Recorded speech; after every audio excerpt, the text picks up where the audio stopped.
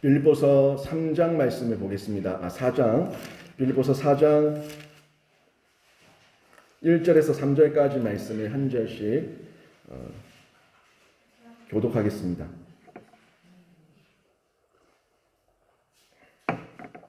제가 4장 1절 먼저 봉독합니다. 그러므로 나의 사랑하고 사모하는 형제들, 나의 기쁨이요 면류가 아닌 사랑하는 자들아, 이와 같이 주 안에 서라.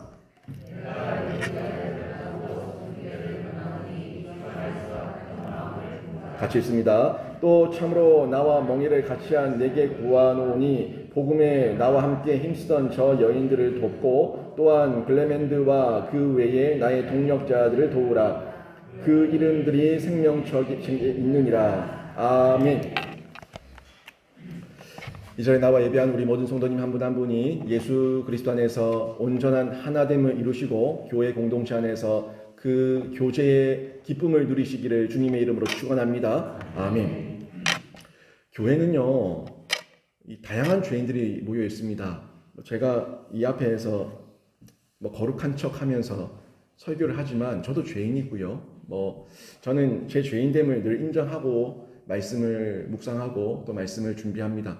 어떻게 보면 이 말씀들은 저한테 적용하는 말씀들이 참 많고요. 제가 은혜를 받으면 그 은혜를 또 여러분에게 제가 받은 은혜대로 흘려보내고 여러분이 또 적용할 수 있도록 여러분의 시각에서 제가 맞춤으로 또 말씀을 전달할 때가 있죠. 근데 기본적으로는 이 말씀은 저한테 주는 말씀이에요.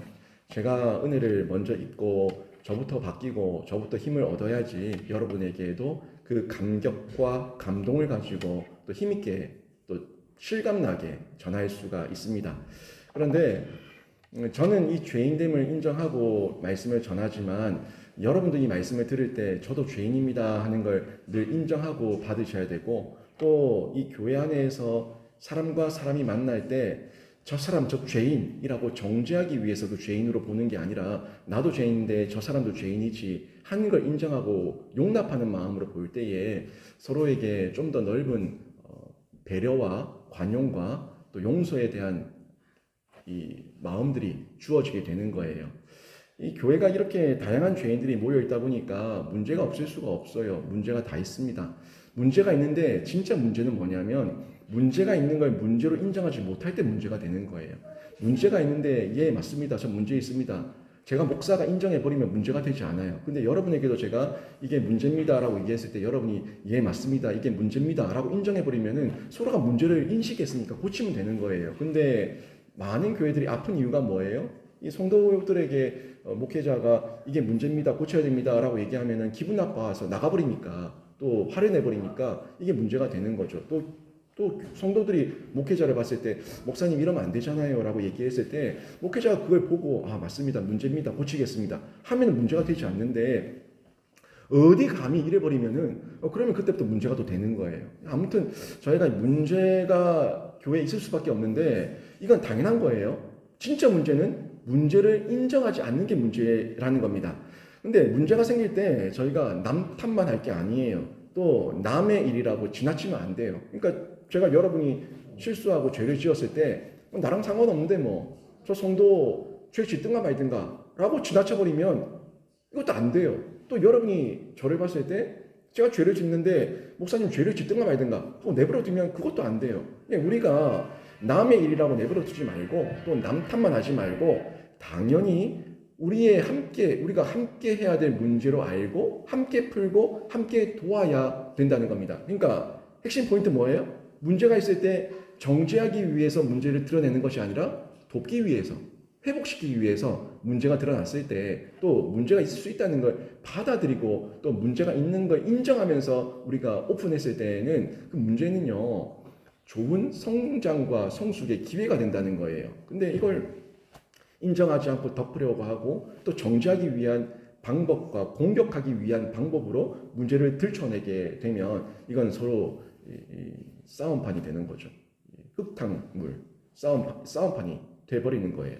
아무튼 우리가 이런 성도와 성도를 만날 때 우리의 다름이 틀림이 아니라 다양성 속에 있고 또 우리는 죄인이기 때문에 문제가 있을 수 있다 하는 부분을 생각을 가지고 우리의 교회 공동체를 바라봐야 된다는 거죠. 가정도 마찬가지예요. 뭐 사실 여러분이 가정 안에 있지만 남편, 배우자, 아내 문제가 없습니까? 문제가 있다고요. 자녀들이 문제가 없습니까? 문제가 너무 많아요. 근데 그 문제를 우리는 그 가족들은 그 문제를 들춰내서 니 한번 죽어봐라. 니 한번 죽어봐라 하는 마음으로 문제를 들춰냅니까? 아니면 그 문제를 보듬어주고 고쳐주기 위해서 문제를 들춰냅니까? 그 차이예요. 그런 의미에서 내 가족도 내 자녀도 우리 모두가 문제가 있는데 나는 어떤 마음에서 이 문제를 다루고 있는가? 우리는 또 교회 공동체를 볼 때 모두가 문제가 있는데 이 문제를 어떤 마음가짐으로 문제를 다루고 있는가? 이런 면에서 확인해 봐야 된다는 거죠. 아무튼 우리가 오늘 말씀을 통해서 좀 봐야 될 부분이 이 우리라는 측면이거든요. 신자. 우리가 다 신자지 않습니까? 하나님 앞에 신자로 부름받은 우리가 예수 안에서 우리가 교회 공동체라고 하는 이 우리성 속에 또 묶여져 있는데 이 교회 공동체 안에서 우리가 함께 연합하고 합력해서 선을 이루기 위해서 어떻게 해야 되는가, 또 하나님께서 뭘 요구하고 있는가 하는 면을 오늘 본문을 통해서 확인할 수가 있는데, 먼저는 저희가 사랑으로 권면하는 자세, 이 사랑으로 권면하는 자세를 가지고 있을 때 이 문제 많은 죄인들을 함께 묶어 놓으신 것, 교회로 묶어 놓으신 하나님 아버지의 그 방법과 의도를 분명하게 깨달을 수가 있다는 거예요. 가족도 마찬가지고요. 하나님께서 만드신 공동체, 조직 딱 두 가지 있죠. 첫 번째가 가정이고요. 그 다음에 교회예요. 가정과 교회를 하나님께서 주도적으로 의도적으로 만드셨다는 거예요. 물론 국가라는 것도 만들었지만 하나님께서 그거는 인간의 그 요구와 인간의 그 고집 때문에, 인간의 패역함 때문에 허락하신 거지 하나님께서 주도적으로 만든 건 아니거든요. 하나님의 신정 통치를 원하셨죠. 근데 그 신정 통치가 가정에서의 질서와 교회에서의 질서만 바로 세워지면 그 가운데서 신앙이 전수되고 또 하나님을 온전히 사모하게 되니까 바른 윤리, 도덕, 법칙 얼마든지 바로 세울 수 있거든요. 그런 면에서 하나님의 신정 통치를 원했지만 하나님을 떠난 인간들이 자기 눈에 보이는 왕을 자꾸 구하지 않았습니까? 그래서 하나님께서 우리에게 우리의 어떤 교육, 우리에게 이것이 틀렸다는 것을 알고 더 하나님을 의지하게 하시기 위한 하나의 방법으로 허락하시긴 하셨지만, 저희가 하나님께서 주도적으로 허락하신 공동체는 가정과 교회밖에 없다는 걸 봐야 돼요. 근데 가정과 교회가 다 죄인들이 모여 있다는 거죠. 오늘 빌립보서 이 4장의 말씀이 결국 그 죄인들이 모여 있는 가정, 죄인들이 모여 있는 교회, 이 공동체 안에서 우리가 사랑으로 어떻게 권면할 수 있는가 하는 부분을 전해주고 있는 거예요. 가정에서도 자녀들을 사랑하는데 그런 어떤 혈육, 피 때문에 혈육의 관계 속에서 사랑하는 정도가 아니라 좀 예수의 사랑으로 말씀대로 사랑할 수 있는 그런 여유와 그리고 그 지경이 나에게 있는가 하는 부분도 한번 생각해 봐야 되는 거예요. 오늘 본문이 지금 4장 1절에 보면은 시작되는 걸 보세요. 그러므로 라는 단어로 시작하고 있죠. 근데 이 그러므로가 4장 1절 첫 단어부터가 그러므로로 나오니까 이 그러므로가 결국엔 3장과 연결되고 있다는 것을 저희가 직감적으로 알 수 있지 않습니까? 그러니까 이 4장의 첫 번째 나오는 이 그러므로는 저희가 잘 아는 우리도 말 중에 그러니까, 그러므로, 그래서 라고 얘기하는 이런 어떤 인과 접속사예요. 앞에 원인이 나왔고 그러므로, 그래서 그 뒤에 결과가 나오는 거예요. 원인이 있고 결과가 있는데 이 원인, 이미 말씀하셨던 하나님 아버지의 그 신자의 모습이 빌립보서 3장에서 쭉 나왔고, 그리고 그러므로 이야기하면서 4장에서 우리가 어떻게 행동해야 되는가 하는 부분을 얘기해 주고 있는 거예요. 3장 저희가 다 봤지만 복음, 진리에 대해서 하나님과 구원의 영광을 우리가 똑바로 알고 그리고 참된 복음으로 예수를 인격적으로 만나면 그 원인 때문에 우리 신자들은 그러므로 이런 삶을 살게 된다, 이런 공동체를 지향하게 된다 하는 메시지로 지금 4장에 연결되고 있는 것을 볼 수가 있는 거예요.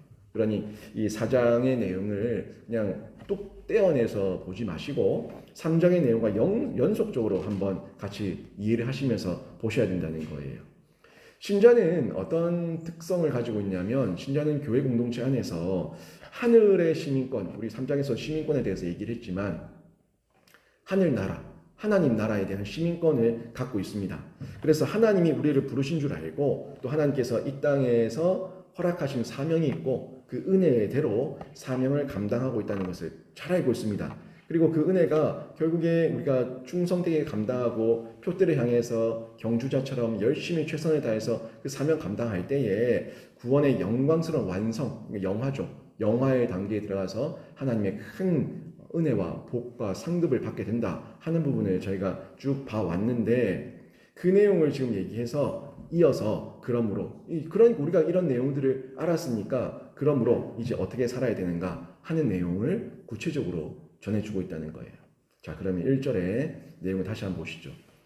그러므로 나의 사랑하고 사모하는 형제들, 나의 기쁨이요 면류관인 사랑하는 자들아, 이렇게 지금 4장 1절에서 얘기를 하고 있는데요. 지금 제가 이 중간 부분까지만 읽었죠. 이 부분을 보니까 신자를 부르는 표현이에요. 그러니까 한마디로 빌립보 성도들, 이 성도들을 바울이 어떤 시각을 가지고 바라보고 있고 또 어떻게 호칭하며 어떻게 부르고 있는가 하는 부분을 볼 수가 있는데 지금 이 말하는 표현이 나의 사랑하고 나의 사모하는 형제들이라고 얘기하고 있어요. 그러니까 너희는 나의 사랑의 대상이고 나의 한 가족이야 하는 걸 아주 의도적으로 적극적으로 얘기하고 있어요. 거기다가 이걸 반복적으로 얘기하는데 나의 사랑하고 나의 사모하는 형제들, 그러니까 보통 정도가 아니라 그냥 형식적인 게 아니라 내가 정말 반복적으로 말할 만큼 확실하게 너희는 나의 형제고 내 안에 한 지체고 우리 한 가족이다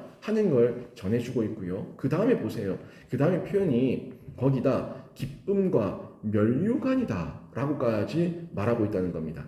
그러니까 너는 나의 기쁨이야, 너는 나의 상급이야, 너는 나의 면류관이야. 여러분 이런 말 웬만한 사람한테 합니까? 사실 자기 남편, 자기 아내한테도 말하기에 닭살이 돋아서 안 하지 않습니까? 당신은 나의 기쁨이고 나의 면류관이고 나의 상급이고 그렇게 말합니까?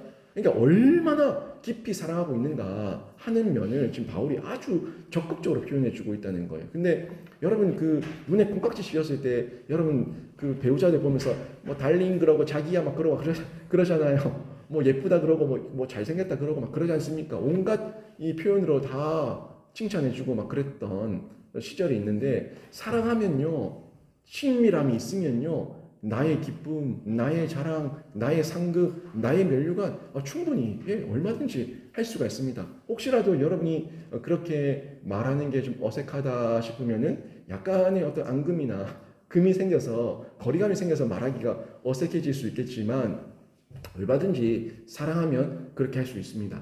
저도 제 아내와 거리감이 좀 생겨가지고 제가 잘 쓰지 않는 말이 있어요.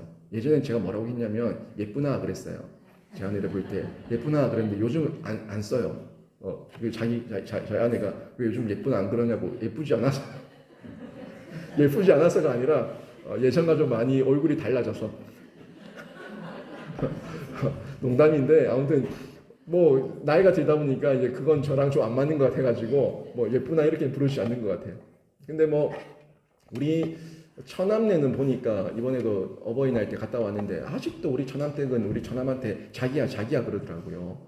근데 전 저희 부부는 자기야라고 안 하거든요. 그냥 여보 이렇게 하거든요. 근데 아무튼 부르는 호칭들이 있을 건데 사랑의 어떤 깊이와 관계와 친밀함에 따라서 그런 호칭들이 나오는 것처럼 바울이 이 빌립보 성도들을 부를 때 나의 기쁨, 나의 면류관이라 부르는 이 표현은 그냥 쉽게 보일 게 아니라 바울의 정말 진정성을 저희가 한번 엿보면서 느끼며 좀 읽어볼 필요가 있다는 거예요. 저도 이 바울의 표현에 굉장히 공감을 하는데 사실 바울이 빌립보 성도들을 얘기할 때 피가 섞였습니까? 그렇다고 엄청난 큰 친교가 있었던 것도 아니에요. 그런데 자기는 지금 감옥에 있고 빌립보 성도들한테 편지를 쓰고 있고 빌립보 성도들은 그 이후에도 바울에게 계속해서 끊임없이 후원하며 기도의 동력자가 되어주고 있고 그 마음에 빚진 게 있는 거죠. 또 느껴지는 게 이 사람들이 이 교회가 정말 나를 사랑한다. 또 나도 예수 안에서 이 사람들에게 쏟았던 그 마음과 정성들이 늘 생각이 나고 떠올라지는 거죠. 그러니까 그 마음에 쏟아붓는 거예요. 이 붙는 가운데 이렇게 말하고 있는데 저도 곰곰이 생각해 보면 영신교회 성도들이 사실 저랑 무슨 상관이 있습니까? 인간적으로 세상적으로 얘기하면 피가 섞였습니까? 뭐 친족입니까? 뭐가 있습니까? 아무 의미 없어요. 근데 사실 제가 여러분을 신경 쓰고 여러분을 돌보고 여러분의 어떤 어려움과 아픔들을 볼 때 제 가슴이 미어지고 제가 답답함을 느끼고 하는 이유는 뭐예요? 예수 그리스도라는 그 매개, 예수 그리스도라는 그 대목자장 되신 예수 그리스도께 받은 위임, 사명, 그 책임, 그거밖에 없어요. 그 안에서 제가 예수를 사랑하는 만큼 교회를 바라볼 때에 교회에 일원되어 있는 한 명 한 명의 성도들이 그 마음 가운데 이게 오버랩되면서 너무 귀하게 느껴지고 또 때로는 그 안타까운 모습을 볼 때 너무 제 마음이 미어지고 왜 저럴까 하는 그런 속상함이 생기는 거예요. 아니 교회를 떠나든가 말든가 혼자서 뭔 짓을 하고 다니든 말든가 사실 무슨 상관이 있습니까? 그런데 이분들이 교회를 떠나고 또 방황을 하고 있고 또 여러 가지 모습에서 성도들과의 어떤 다툼이 생기고 이러면 제 속이 너무 아픈 거예요. 이루 말할 수가 없게. 그걸 보면서 제가 이 말씀을 읽는데 바울의 심정은 나보다 더 했겠지. 대단한 선교사고 대단한 신학자고 대단한 하나님의 사도였으니까 얼마나 더 했겠는가 하는 이 마음에 아주 작은 일부분이 공감이 되는 거예요. 공감. 그런 면에서 저도 부족하지만 우리 영신교회 성도들을 볼 때에 맞습니다. 제가 이 마음이 드는 거예요. 이 교회 성도들이, 우리 교회 성도들이 저의 기쁨입니다. 우리 성도들이 자라는 모습, 우리 성도들이 말씀을 먹는 모습, 우리 성도들이 기도하러 나오는 모습, 우리 성도들이 함께 사랑의 교제를 하며 서로 화해하고 서로를 안아주는 이 모습, 그 모습을 볼 때 제 마음에 이런 말할 수 없는 기쁨이 막 몰려오니까 이게 정말 바울이 얘기하는 그 기쁨이군요. 이 성도들이 자라서 또 사명을 감당할 때 이게 저한테는 상급이고 면류관인 거예요. 뭐 사실 성도들이 자라서 그 역할을 감당하는 거지만 앞에서 조금 끌어주고 뒤에서 좀 밀어줬던 그 이유 하나 때문에 이 목자가 느끼는 이 마음은 이유로 말할 수 없는 면류관, 이 상급의 기쁨을 제가 느끼는 거예요. 그러니까 정말 이 목양 1년을 하며 은퇴까지 그 모든 사명을 다 마치고 나서 정말 호련히 하나님 앞에 떠나서 하나님 앞에 갔을 때 그 하나님께서 주시는 그 면류관과 상급은 얼마나 더 클까? 그 칭찬은 얼마나 더 클까? 하는 생각을 하게 되면 가슴이 벅차오르는 거예요. 그러니까 뭐 때로는 정말 한 번씩은 빨리 주님 오시면 좋겠다. 정말 빨리 오시면 좋겠다. 이런 마음을 늘 가지게 되는데 또 사명 있는 중에 열심히 살아야 되니까 또 제 마음대로 갈 수는 없으니까 저희가 여기서 그 역할을 감당하며 책임 있게 살아내지만 이 마음 가운데에는 주님 정말 빨리 오시면 좋겠다. 이런 마음이 늘 생기는 거예요. 그 기쁨과 면류관. 그것이 이 땅에서는 잠깐 맛보는 맛배기지만 저 천국에서는 이루 말할 수 없는 환희와 기쁨으로 우리 안에 쏟아부어지니까 그걸 우리가 고대하며 가지게 되는 거죠. 이게 사실 연합이에요. 그 마음들이 결국 예수의 사랑으로 부어졌을 때 서로가 목자가 성도와 목자가 또 성도 간에 서로 간에 이렇게 끈끈하게 연결되어 있는 유기적인 관심과 그 마음들이 우리 안에 부어지는 거죠. 그런 거예요. 제가 이런 마음으로 여러분에게 설교를 하고 도전하면요. 그 마음이 여러분이 전달되었을 때 여러분이 사랑의 권면으로 받게 되는 거예요. 저도 사랑의 권면으로 말하고 여러분도 사랑의 권면으로 받는 거예요. 그런데 이런 마음이 없어요.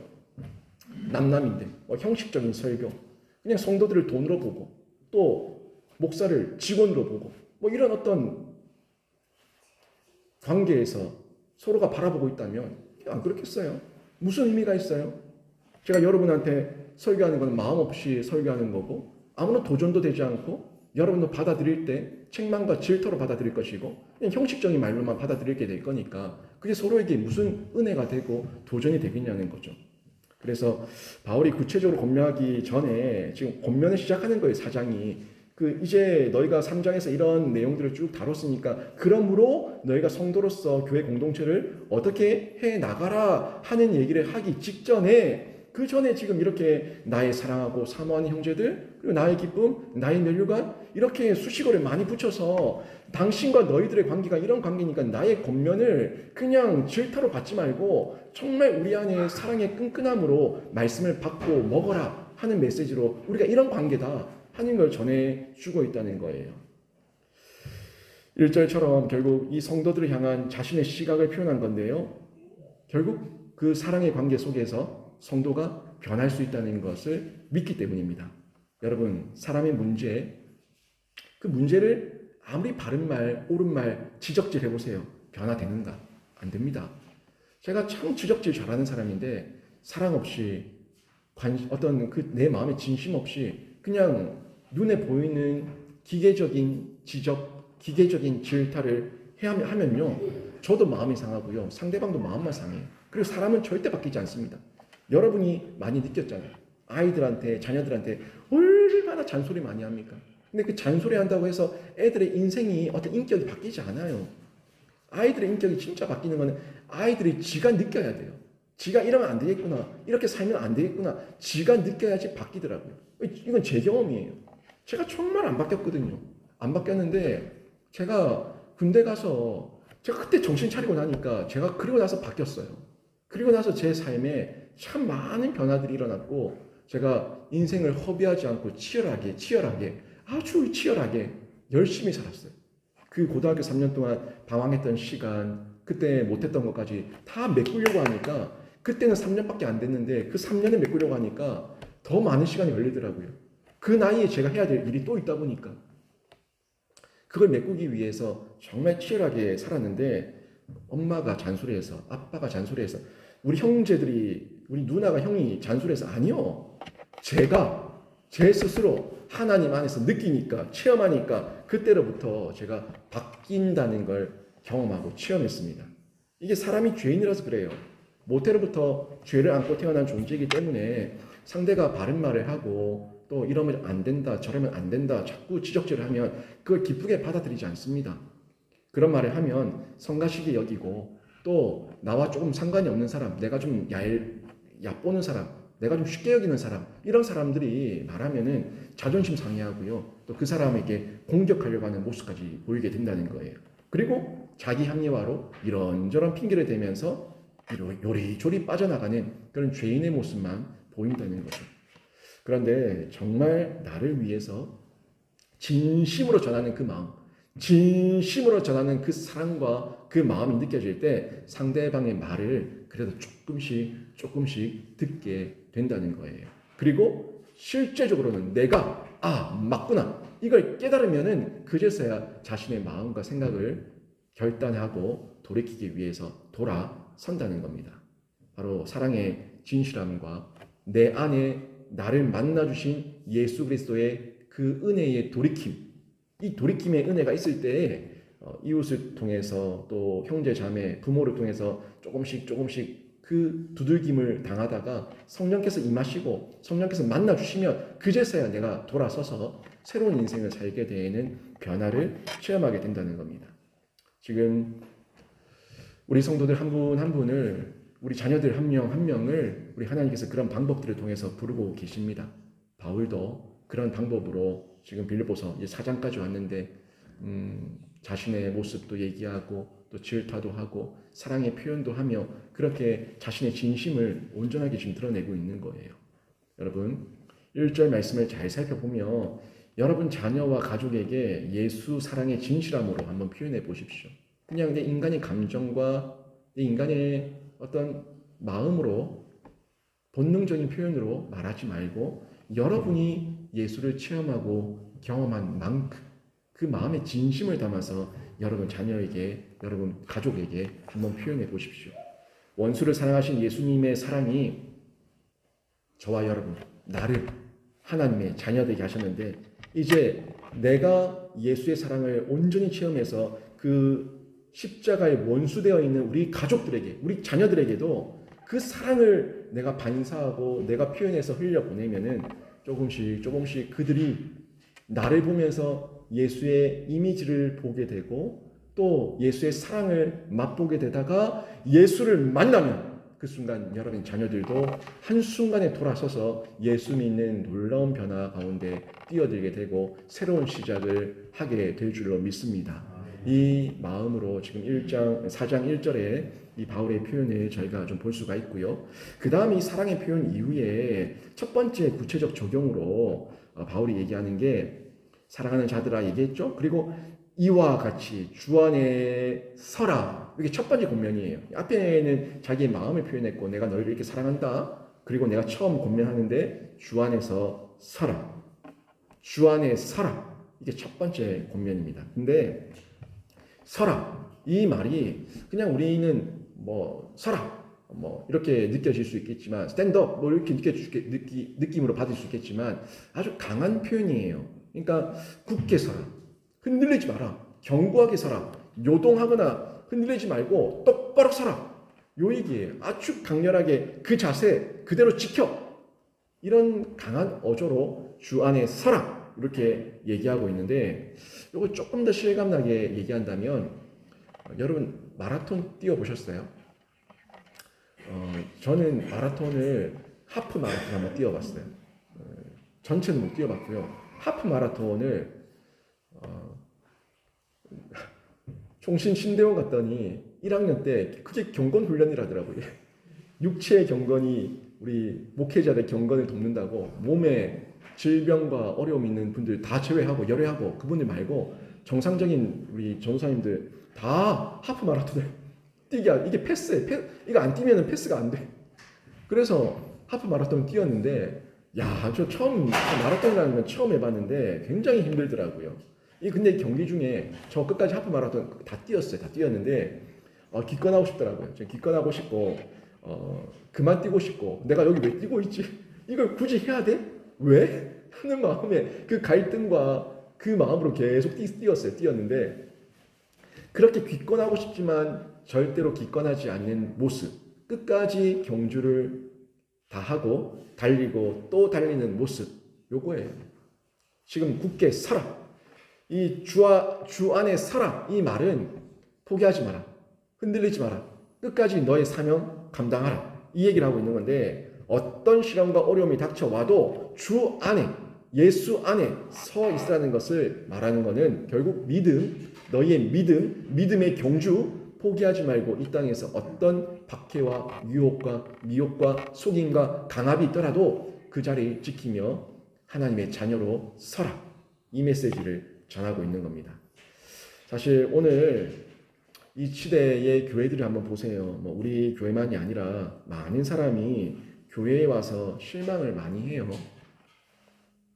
사람이 보이다 보니까 실망을 많이 하는데 저도 교회를 떠나는 분들을 많이 봤어요. 우리 교회에서도 제가 마음에 안 들어 떠난 분도 있고요. 있죠. 저 초반에 주례 문제 때문에 그런 부분도 있고 이런 부분 저런 부분을 봤을 때 다른 교회에서도 저는 부목사로 있을 때도 교회를 떠나는 분들이 있어요.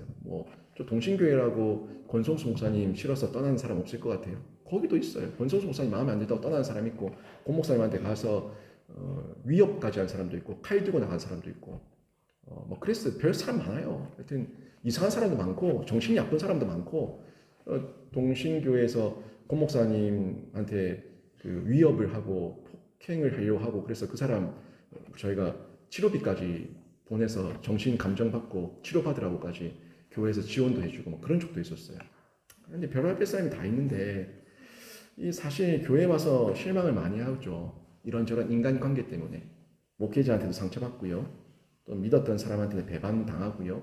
또 사람이 이런저런 연약감 가운데 자기가 왜곡하고 자기가 오해해서 또 자신의 어떤 정신적 질환 때문에 스스로 상처를 만들어내는 사람도 있고요. 별 사람들이 다 있어요. 모두가 저희가 다 품을 수는 없겠지만 저희가 좀 보는 거는 그렇게 아픈 사람들 제외하고 치료를 받아야 되는 사람들 제외하고 정상적인 사람이라 얘기하고 신앙생활을 오래 했다고 얘기하는데 교회에 와서 상처를 받고 떠나는 사람들이 있다는 거죠. 그것도 심지어 믿음을 접어버리고 믿음을 포기하는 사람들까지도 있다는 거예요. 내가 이런 예수면 안 믿는다. 내가 이런 교회면 교회 안 다닐란다. 라고 얘기하며 그렇게 그 길을 접는 사람도 있다는 겁니다. 그런데 그러면 안 돼요. 정말 그러면 안 됩니다. 죄인이 모인 곳이기 때문에 죄인의 부조리함이 보이더라도 나도 죄인인 걸 인정해야 되고요. 저 사람도 죄인이라는 걸 인정해야 돼요. 근데 그러면 이 사람은 늘 상대방을 보면서 저 목사는 말이야, 저 장로는 말이야, 저 권사는 말이야, 저 집사는 말이야, 저 사람은 말이야 계속 얘기하며 남 탓을 하고 그 사람을 공격하는데 정작 그러면 나는 그렇게 모든 사람을 다 싸매서 욕하고 정죄하고 비난할 만큼 나는 그렇게 깨끗하냐? 나는 그렇게 거룩하냐? 라고 물으면 아니에요. 아니에요. 그 사람들한테 당신 이런저런 모습에서 잘못이 당신도 있지 않습니까? 라고 얘기하면은 그 말이 거기서 왜 나오냐고. 지금 싸우자는 거냐고. 이러면서 더 화를 내요. 자기의 잘못에 대해서는 인정하지 않는다는 거죠. 이게 세상 사람들의 방법인데 세상 사람들이 교회를 볼 때 자기들이 교회의 유익을 얻고 도움을 받은 것에 대해서는 전혀 생각하지 않고 그냥 기분 나쁘면 무조건 덮어놓고 교회를 싸잡아서 욕하지 않습니까? 이 세상적인 세속의 관점이죠. 이런 관점이 자기 앞에 성경적 성령 안에서의 그런 신앙적 관점보다 앞서니까 자꾸 상대와 사람들만 보고 나의 죄인됨을 본지 못하고 공격하고 비난하고 싸우려고 하고 나중에는 믿음을 포기하고 버리는 이런 일까지 하게 된다는 겁니다. 내 안에 들보는 못 보고 상대방의 티만 보며 그렇게 공격하는 일을 일삼게 된다는 거죠. 그러면 안 돼요. 비록 우리의 눈이 있어서 그런 부조리함이 보이더라도 성경과 성령의 질서와 믿음을 지키는 가운데 지혜와 지식을 가지고 바르게 표현해야죠. 바른 절차들이 있으니까 또 바른 표현 방법들이 있으니까 좀 마음의 원한을 가지고 싸우겠다는 분노를 가지고 말하지 말고 좀 다른 방법으로 얼마든지 조금만 시간을 가지고 여유를 가지고 기도하며 말하면 다른 방법들이 있는데 그렇게 과격한 모습으로 교회를 파괴하는 모습을 보일 수가 있다는 거예요. 저는 어떻게 보면 저희 영신교회에도 예전에 그렇게 바른 어떤 마음을 가지고 또 표현이 좋았던 분들, 표현을 잘했던 분들이 많이 있었다는 얘기를 들어요. 근데 그런 분들이 교회에 필요합니다. 그런 분들이 있어야지 그 사람들의 바른 소리를 통해서 교회도 변혁이 되고요. 교회의 바른 어떤 방향을 제시도 할 수가 있어요. 다만 표현을 좀 바르게 하자. 표현을 과격하게 하지 말고 표현을 좀 하나님 안에서 지혜롭게 해서 교회 공동체를 세우는 방향으로 좀 말하고 표현하자. 라는 거예요. 절대 교회나 목사를 향해서 비난하지 말고 지적질하지 마라. 그런 게 아니거든요. 그렇게 했을 때 이 방법이 잘못되면 교회 공동체를 파괴하고 나는 옳다고 얘기했는데 나의 모습을 통해서 다른 또 성도가 상처를 받을 수가 있다는 거예요. 다른 성도가 마음에 큰 아픔을 당하고 또 그 사람이 실족할 수 있다는 거예요. 그러니까 방법들을 좀 찾아서 성경적 방법 안에서 풀어갈 수 있는 방법 안에서 교회를 변혁시키고 바로 세워나가자 하는 겁니다. 이게 교회 일원이 해야 될 일인데 빌립보 교회에도 문제가 있어요. 그러니까 또 박해도 있어요. 핍박도 있어요. 그러니까 바울이 주 안에 서라 라고 얘기하며 흔들리지 말고 사람 보지 말고 박해 가운데 주눅들지 말고 기권하지 말고 믿음 버리지 말고 끝까지 믿음 지키라 하는 걸 권면해 주고 있다는 겁니다. 믿음이 있어야지 교회 공동체로 모일 거 아닙니까? 이 교회 공동체에 모인 사람들, 그 교회 일원들이 누구예요? 믿는 사람들이에요. 성도들이에요. 신자들이에요. 그들이 모여서 교회 일원이 되고 교회 공동체가 되는데 그것을 떠나버리면은 더 이상 교회 공동체를 함께 이뤄나갈 수 없으니까 어떤 경우에도 교회 공동체를 벗어나지 말고 그 안에서 함께 풀어나갈 것을 권면하고 있다는 겁니다. 두 번째 권면을 보세요. 2절 보시면 내가 유오디아를 권하고 순두기를 권하노니 주 안에서 같은 마음을 품으라 라고 말씀하고 있죠. 이 말씀은 지금 유오디아와 지금 순두계라는 두 사람이 있는데 이 두 사람이 여성이거든요. 초대교회에도 여성들의 어떤 지위와 파워가 있었어요. 이 유오디아와 순두계가 초대교회의 여성 지도자들 가운데 유력한 그런 인물이었는데 이 두 여성 성도 사이에 갈등이 있었어요. 갈등이. 그러니까 권사 두 분이서 갈등이 있는 거예요. 교회 안에 유력한 두 인물이 다투면요. 여러분 둘만의 다툼이 아닙니다. 교회 안에 장로님이 있는데 우리 교회는 지금 한 분밖에 안 계시지만 장로님 두 분이 싸웠어요. 장로님과 저하고 목사하고 싸웠어요. 권사님과 권사님이 싸웠어요. 그럼 두 사람 문제입니까? 아니, 두 사람 문제예요? 정말 그렇게 생각하세요? 두 사람 문제니까 두 사람이 풀어라. 그렇지 않아요. 세 가족이 와서 세 가족끼리 싸워도요. 목사는 보기에 가슴이 아파요. 그런데 교회 안에 유력한 두 인물이 싸우게 되면은 교회 전체에 어려움이 될 수 있다는 거죠. 그 다툼으로 인해서 정작 아무런 상관이 없는 다른 영혼들이 다칠 수 있기 때문에 이 문제는 심각하게 보고 교회 안에서 시급하게 풀어야 된다는 겁니다. 지금 이런 일이 빌립보 교회 안에 생겼는데 바울은 이 두 사람에게 주 안에서 같은 마음을 품으라라고 얘기하고 있어요. 보세요. 유오디아를 권하고 순두개를 권하노니 이 두 사람 이름은 지목하고 있죠. 주 안에서 같은 마음을 품으라. 너희가 왜 이렇게 싸우냐? 주 안에 있으면, 말씀 안에 있으면 연합과 하나됨을 이룰 수 있는데 너희가 정말 예수 안에 있냐? 아니면 사람의 가치관으로 너희가 싸우고 있냐? 주 안에서 같은 마음을 품으라 라고 얘기하고 있다는 거죠. 교회 안에서 발견되어야 하는 이 연합과 하나됨은요, 그저 친한 관계, 그런 친한 관계를 말하는 게 아닙니다. 서로 죄인됨과 연약함을 인정하면서 용서하며 이해하고 사랑하는 하나됨, 연합을 요구하고 있는 겁니다. 늘 문제가 있을 때는 쌍방이 문제일 수 있다는 가정하에서 나를 살펴야 된다는 거죠. 늘 보세요. 저도 문제가 있을 때 이분 얘기도 들어보고 저분 얘기도 들어보는데 항상 사람의 말은요, 자기 주관적입니다. 자기 아주 중심적으로 얘기하기 때문에 객관성이 떨어지고 다르고 다른데 표현이 너무 달라요. 항상 보면은 나는 문제 없는데 저 사람이, 저 인간이 이렇게 얘기를 하는 경우가 있다는 거죠. 늘 문제가 있을 때는요, 싸움이 됐어요. 나는 괜찮다고 생각했는데 누군가 기분 나빠하고 싸움이 됐어요. 누군가 실족했어요. 그러면 항상 잠시 멈춰서 나는 그게 그렇게 기분 나빴나? 이런 마음이 들더라도 저 사람이 기분 나빴다면 내가 뭘 말 잘못해서 저 사람 기분 나빴지? 하는 면에서 쌍방의 문제가 있을 수 있다. 그러니까 나도 문제가 있을 수 있다. 하는 측면에서 한번 찾아보고 물어봐야 된다는 거예요. 내가 도저히 못 보겠으면 그래도 나랑 가장 친한 사람에게 물어서 내가 이런 일이 있었는데 내가 뭐 잘못했어? 좀 알려줘. 라고 얘기해 볼 수도 있어야 된다는 거죠. 그런 시간을 통해서 우리가 좀 더 지혜롭게 문제를 풀어나갈 수 있다는 겁니다. 지금 바울도요, 이 두 사람의 문제를 놓고 유오디아의 문제다, 순두개의 문제다 라고 얘기하지 않아요. 두 사람의 이름을 똑같이 함께 거론합니다.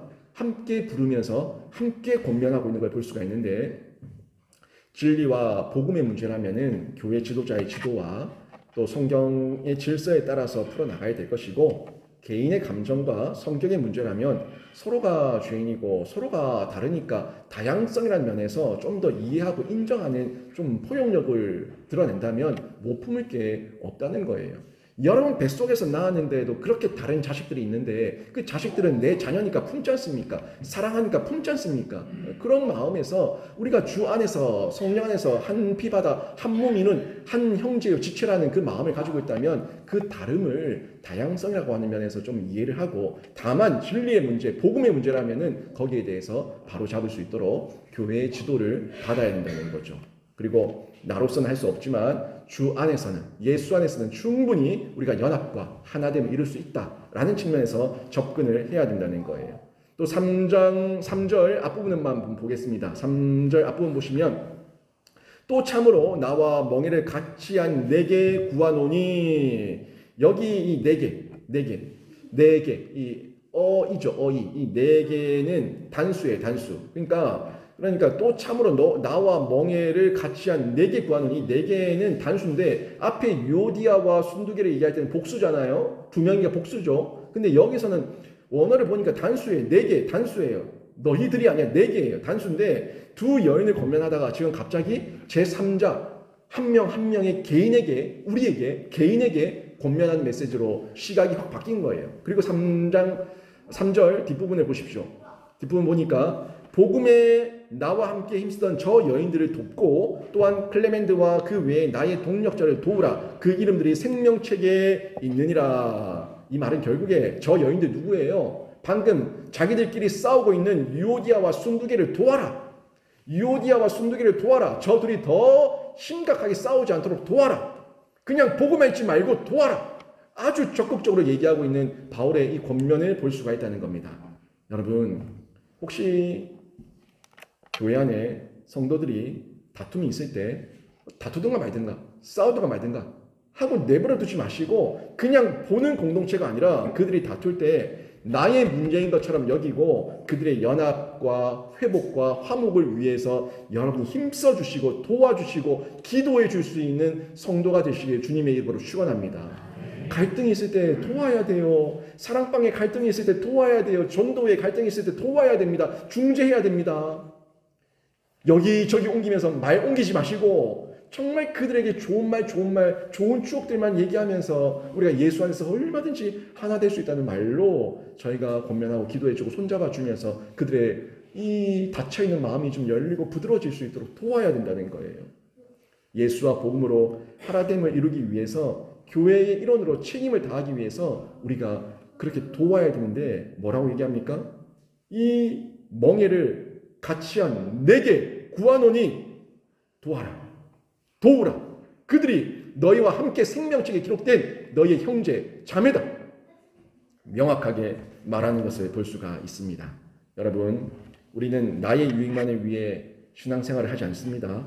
잃어버린 영혼과 이미 형제 자매된 교우들을 세우고 도와서 함께 하나님 나라를 이뤄가는 우리의 유익, 우리의 교회, 하나님 나라의 교회, 이 공동체를 함께 만들어가고 있는데 우리, 너무 좋은 단어 아닙니까? 이 우리라는 단어 속에 하나님과 너와 나, 우리의 유익, 하나님과 함께하는 우리의 유익, 이 부분을 기억하시고 화평케 하는 자가 되시기를 바랍니다. 이 화평을 함께 이뤄가는 가운데 교회 일원으로 우리 모두도 화목을, 샬롬의 은혜를 누리고 다른 사람들에게도 샬롬을 전하고 샬롬을 또 소개하고 샬롬으로 하나 되게 묶어줄 수 있는 그런 공동체 일원으로 모두가 쓰임 받으시기를 주님의 이름으로 축원합니다. 아멘.